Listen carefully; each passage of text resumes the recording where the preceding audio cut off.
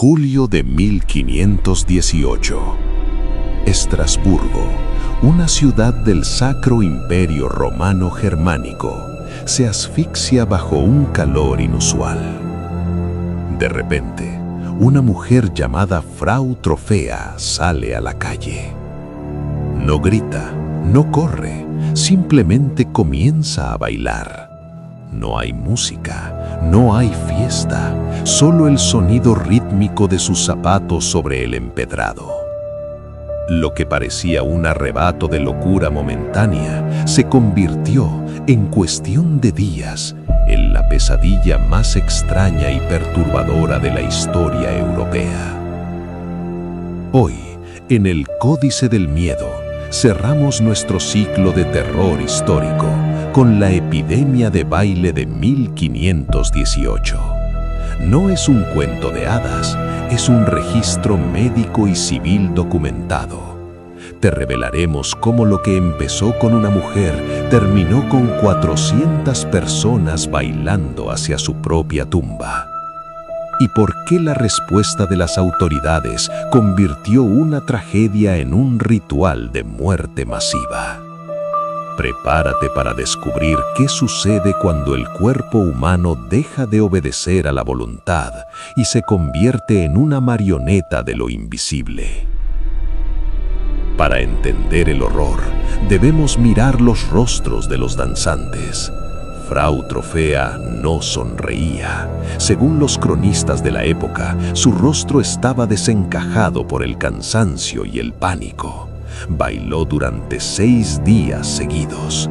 Sus pies, destrozados y sangrantes, seguían golpeando el suelo. No comía, no dormía. Para el final de la primera semana, otras 34 personas se habían unido a ella. Para agosto, la cifra ascendía a 400. Aquí es donde el terror se vuelve físico. Imagina la escena, cientos de personas saltando y girando bajo un sol abrasador. El aire de la ciudad no olía a fiesta, sino a sudor, sangre y muerte. Muchos morían por ataques cardíacos, otros por derrames cerebrales o puro agotamiento físico. Pero lo más aterrador es que, según los testigos, los afectados suplicaban que los detuvieran. Sus mentes estaban presentes, eran conscientes de su agonía, pero sus piernas se movían con una fuerza sobrenatural que no podían controlar. ¿Qué causó este frenesí? La medicina moderna sugiere el ergotismo, una intoxicación por un hongo del centeno que causa alucinaciones y espasmos. Otros hablan de una psicosis colectiva nacida del estrés extremo de la época, hambrunas, enfermedades y fanatismo religioso. Pero en el Códice del Miedo exploramos la posibilidad que los ciudadanos de 1518 realmente creían: la maldición de San Vito. Creían que un poder externo, una entidad o una frecuencia oscura se había apoderado de sus sistemas nerviosos para realizar un sacrificio de danza. La respuesta de las autoridades de Estrasburgo fue quizás el error más macabro de la historia. En lugar de aislar a los enfermos o tratarlos, los médicos de la época decidieron que los danzantes solo se curarían si seguían bailando. Creían que debían quemar la enfermedad. Abrieron mercados, construyeron tablados de madera y, en un acto de negligencia absoluta, contrataron músicos y pagaron a hombres fuertes para que sostuvieran a los que se desmayaban para que no dejaran de moverse. Convirtieron la ciudad en una discoteca de la muerte. El sonido de los tambores y las flautas se mezclaba con los gritos de dolor y los huesos crujiendo. Fue una terapia que solo aceleró el cementerio urbano. Este es el pilar de nuestro miedo hoy.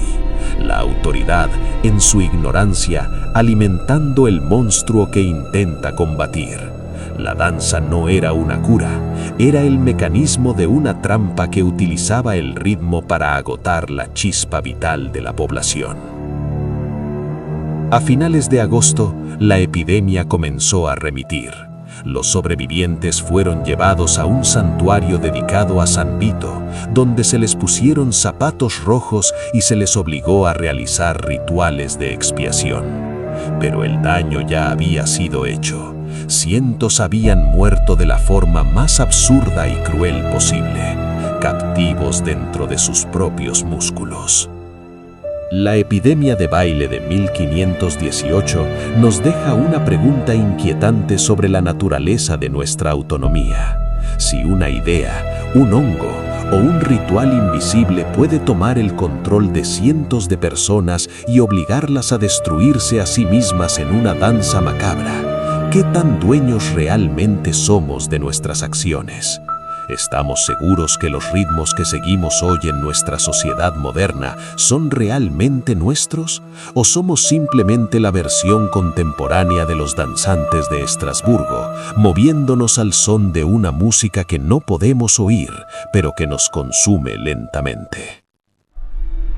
Al cerrar este capítulo del terror histórico, recordamos que la historia no solo son fechas y batallas, es el registro de los momentos en que la realidad se rompió y mostró algo oscuro debajo. La peste del baile fue un recordatorio de que el cuerpo es una máquina delicada y que a veces algo externo puede tomar los controles. Gracias por acompañarnos en este viaje por los cátaros, las monjas de Loudun y la danza de la muerte. La próxima semana cambiaremos de rumbo.